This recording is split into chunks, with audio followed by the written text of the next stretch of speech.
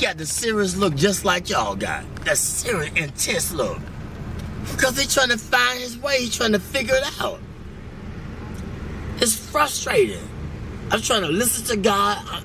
I got my own flesh and my pulling me here, my own desires, my family, my friends, all these things is distracting me from the truth, and it's difficult to give in, especially when you're young, man.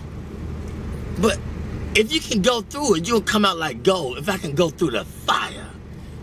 They don't want to go through the fire. They want to hit the lotto and go to Jamaica and the Bahamas and do their own selfish thing. But he said, if you wait till I exalt you, I give you the desires of your heart.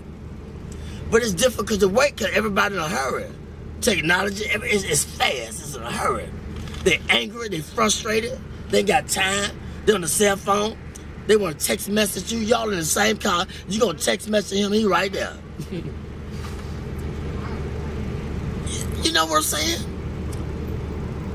Everybody in a hurry, I don't know where they going, but when they get there, oh, they gonna be sorry. The faster you try to get there, that career, that money, and you're gonna figure it out that, man, it was the journey. It was not the destination. You was in a hurry to get there, to come up, to be this, to be that.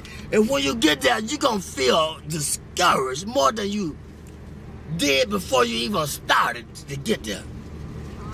Cause it was the journey, the people that you didn't stop to talk to like me at checkout. The people at the gas station. You was in a hurry to get there, but it was the journey. It was the gas station. It's Checkers. It's the journey, not the destination. Because the destination is steadily evolving. We always growing in wisdom and knowledge and understanding.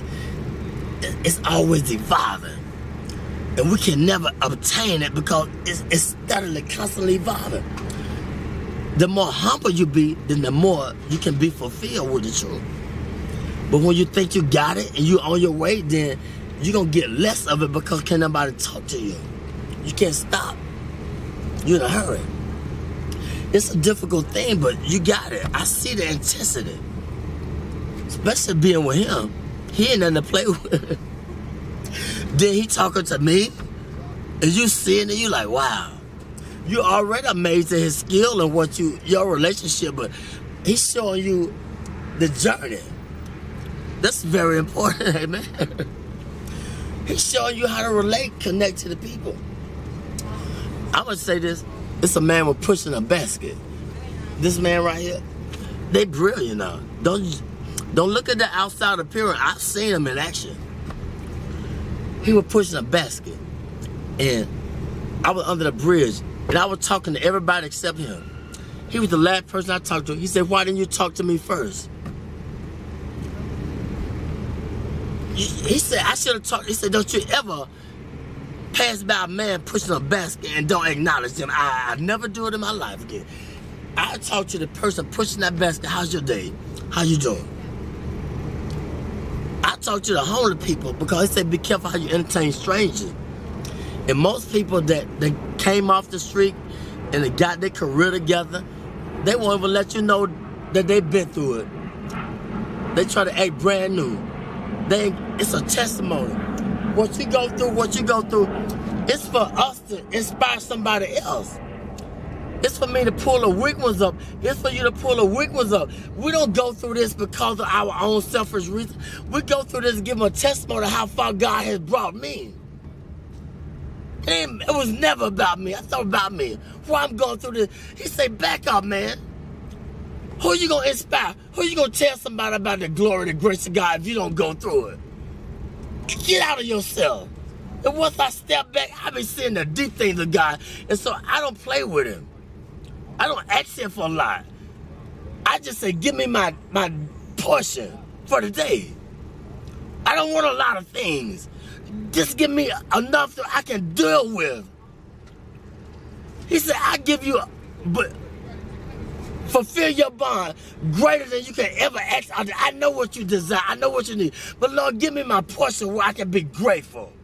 where I can be thankful. They unthankful, they unholy, they ungrateful, they got a job, they don't want the job, they got 40 hours, you can't work on Saturdays, you can't work on Sundays, now you got 3 days, they always complaining and griping and murmuring. Stop it. He said be grateful with the little things. And wait, and I put you there. But he gonna put us in a place where they appreciate me in the job. I don't hate going to work. I gotta watch my back. They backstabbers. You making the money, but I can't go to that job because I gotta watch my back. They haters. Put me somewhere where I love going to work. I can get up and they appreciate my work and I blend in. God say, I'm gonna put you there, but if you wanna get it, go ahead and get it. What do you think about haters? That's a part of the balance in life. They hate. They don't know why they hate. Tell them why they hating sometimes. They don't know they're hating. It's just standard thing. They get angry. He taught. Every way when he taught them. They hate. They don't even know why. Because they don't know how to teach them. They don't know how to take time to let them know why they're doing things they're doing. And that's the whole purpose of life. Let them know what they're doing wrong if you see it. I always knew I was doing wrong. What about when they showed me long suffering? What about when they forgave me, but I can't forgive him? He did. He made a promise. I made a promise. I didn't fulfill it. They didn't go off on me. Well, I got to go off on him because he didn't fulfill his commitment. That's wrong. You got to teach. They don't know. The only God they know is through you, through your experience. They don't know about church because you can't go to church because it's a business. And all the church people, it's a clique, it's a club. And they done forgot about God, it's a business. Look here, it's just the world. Ain't nobody being bold and talking about God because don't pray in school, take the prayer out of school, all these things, it's the world. We're getting in a time where God is not popular no more. And if you talk about it, I don't believe in Jesus. I don't believe in God. I believe in this. I don't care what you believe in. Let my spirit speak for me. Let my action. But it was a time when I was just a hearer and not a doer. But it got to balance out. You got to go through the fire in order to be a doer too. You're going to be a hearer, then you're going to be a doer. But don't let people throw you off your journey. You can't beat nothing. It's between your relationship with God. They can't understand you all the time because you're trying to figure out your way. I'm trying to figure out my way. I can't prove nothing to them all the time. I don't need them to figure me out. All I got to do is just be patient and do what was in my ability, my boundaries. I don't need to outstep my boundaries. I ain't got to prove nothing to you. You didn't feel me? No. You can't gonna feel me. I can't put the expectation on you. I don't always feel me, understand me. So that's wrong. Be humble. Acknowledge him in all your ways. When I do wrong, I said something wrong to offend you, forgive me. I got to say it right away, get it over with. If I offend somebody at work, look, if they persecute me, look at God trying to strengthen me to show them who I serve. I say I believe, I'm working with it. Well, teach them. They don't know. They don't know why they're doing that, why they're doing that to me. Let your light shine among men. They might glorify your Father in heaven. It's real, man. I experience it all the time, 24/7. But I asked for it. I wanted to be a preacher when I was 6, but I didn't know the price I had to pay. Much wisdom, much grief, much sorrow. Ain't no other way you're going to get it. But if you can just go through the fire, you'll be like gold.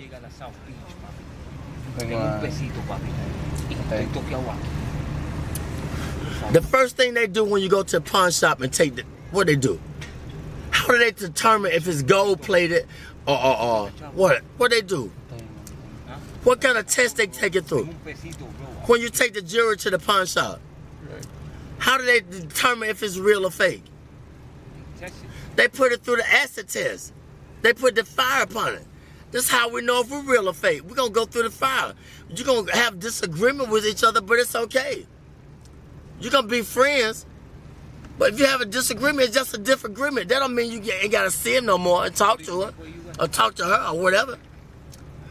I want to go to work. I don't want to go to work because they stressing me out on the job. You feel me? They ain't receiving me with my full potential. And I don't know why I don't want to go to work. I got to understand why. Why I don't want the job? Because something ain't right. And I got to acknowledge it. I ain't going to sell my soul for the job. God said, I'm trying to put you over here, or I'm trying to let them know through you, let your light shine. But I'm hating on them because they ain't feeling me. They don't understand me.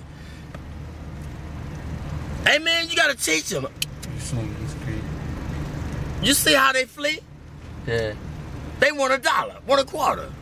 He could have got everything that he needed if he just would have been patient, but it's okay. You recording this? Yeah. It's okay. I'm telling the truth. It's all right. I thank God for you.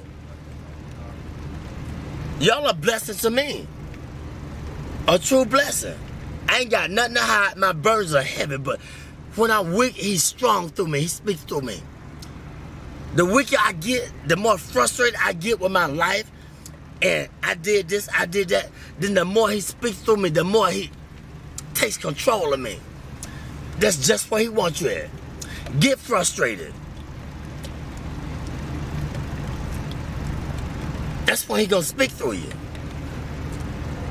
But he gotta get you in that point where ain't nowhere else to go but to him.